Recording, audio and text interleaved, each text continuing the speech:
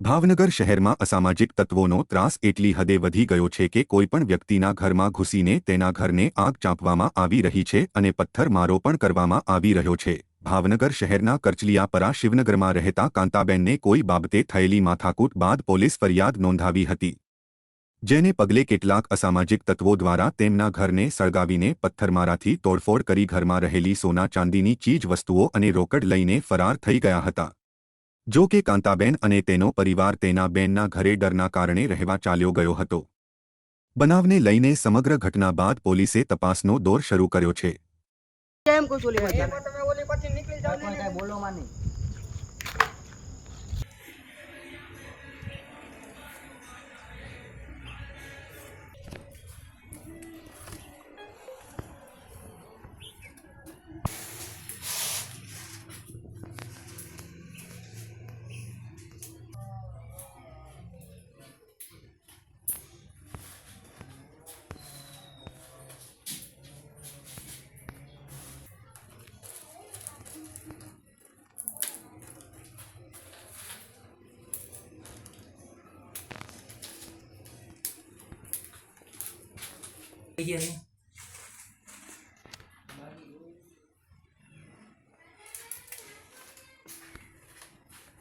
અમે કઈ બાર હતા, અમારા ઘરે હતા નહીં કોઈ।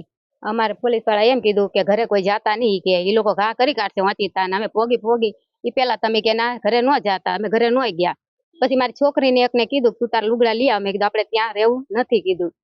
તાકે હા તો એ પછી મારી છોકરીને મોકલીને અમે બધા મારી બેનના ઘરે હતા, બરાબર। પછી આ બાજુમાંથી એક છોકરીનો ફોન આવ્યો, એ કે તમારા ઘરે કે બધું હળગાવી દીધું છે ને બધું પથ્થરમારો કરે છે, કે તમે કે અહીંયા આવી જાવ, અમને લોકોને એ કે અહીંયા બીક લાગે। એ કે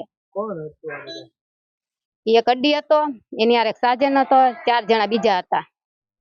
અમે સામેથી પોલીસ વાળા આવ્યા ને ભેગા એ લોકો ભાગી ગયા તારિયા લઈ। હા, એ ભાઈબંધ માં ગોવા હતા, અમારે કઈ લેવા દેવા નતા એ લોકો હારે।